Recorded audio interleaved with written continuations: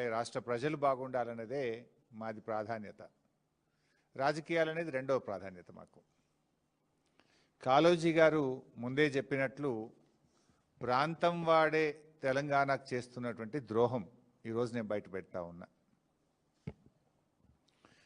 దేశ రాజధాని ఢిల్లీ కేంద్రంగా తెలంగాణకు జరగబోతున్నటువంటి ద్రోహాన్ని పసిగట్టి బయటపెట్టి దాన్ని నివారించేటువంటి ప్రయత్నం చేస్తూ ఉన్నాం.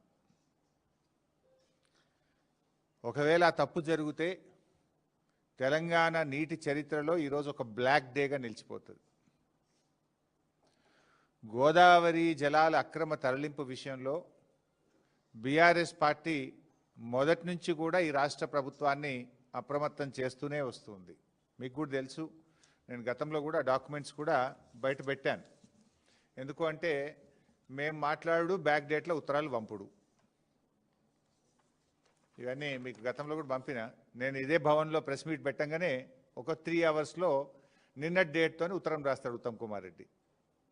మాకేమో స్టేట్ ఇంట్రెస్ట్ కనుక వాళ్ళకు పట్టింపు లేదు.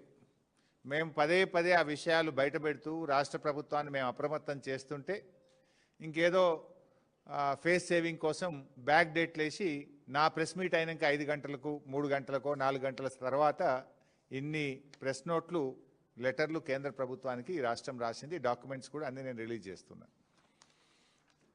ఇకపోతే అంటే పరిస్థితి ఏమైందంటే మొద్దు నిద్రపోతుంది ఈ ప్రభుత్వం, కుంభకర్ణుడిలాగా నిద్రపోతూ ఉంది. ముళ్ళుగట్టబట్టి పొడిస్తే తప్ప ఈ ప్రభుత్వం నిద్రలేస్తలేదు. అది గోదావరి బనకచెర్ల ప్రాజెక్ట్ అయినా, గోదావరి నల్లమల్ల సాగర్ ప్రాజెక్ట్ అయినా జరిగేది మాత్రం గోదావరి జలాల దోపిడీ, జరిగేది మాత్రం తెలంగాణకు నష్టం. ప్రాజెక్టు పేరు మారింది తప్ప ఆంధ్రప్రదేశ్ జలదోపిడిని మాత్రం ఆపలేదు. ఈ జలద్రోహం విషయంలో కత్తి బాబు గారిది, పొడిచేది రేవంత్ రెడ్డి. వెనకట కేసీఆర్ గారు చెప్పేటోళ్ళు కత్తి ఆంధ్రోళ్ళది పొడిచేటోడు మనోడే ఉన్నాడు అన్నట్టు, ఇవాళ ఈ గోదావరి జలద్రోహం విషయంలో కత్తి బాబు గారిది, పొడిచేటోడు రేవంత్ రెడ్డి గారు. ఇప్పుడు సమైక్య రాష్ట్రంలో ఆనాడు కృష్ణా నదీ జలాల్లో తెలంగాణకు తీరని ద్రోహం చేసింది కాంగ్రెస్. ఈరోజు గోదావరి జలాల్లో కూడా తీరని ద్రోహం చేస్తున్నది నేటి కాంగ్రెస్. ఇది మరో చారిత్రక ద్రోహం. ఈరోజు ఢిల్లీలో జరగబోతున్నటువంటి సమావేశం అది తెలంగాణకు మరణ శాసనం లాంటిది.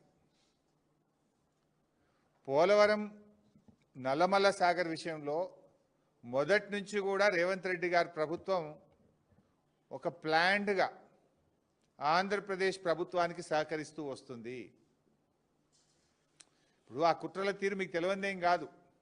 ఢిల్లీలో మీటింగ్ జరిగినప్పుడు ఆనాడే బీఆర్ఎస్ హెచ్చరించింది మీటింగ్ పోవద్దు నువ్వు అని. పోనంటూనే మీటింగ్కు పోయిండు.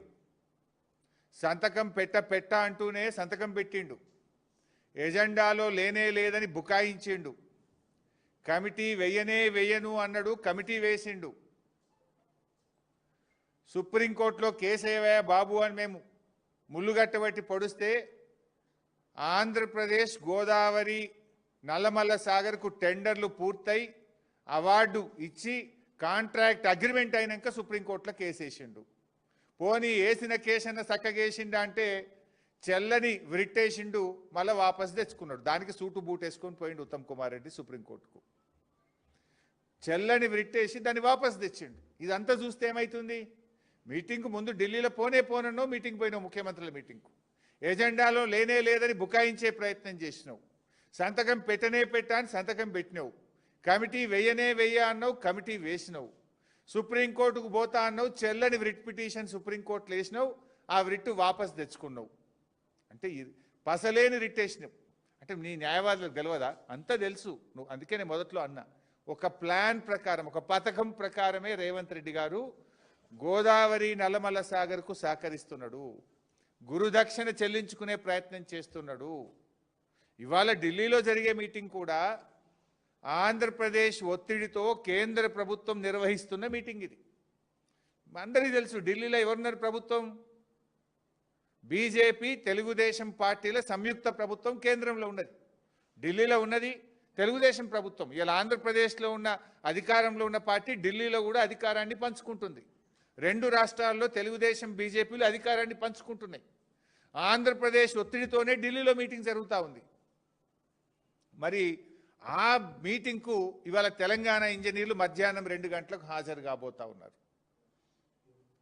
పేరుకే జల వివాదాల మీటింగ్, ఎజెండా మాత్రం 200 టీఎంసీల గోదావరి నీళ్లను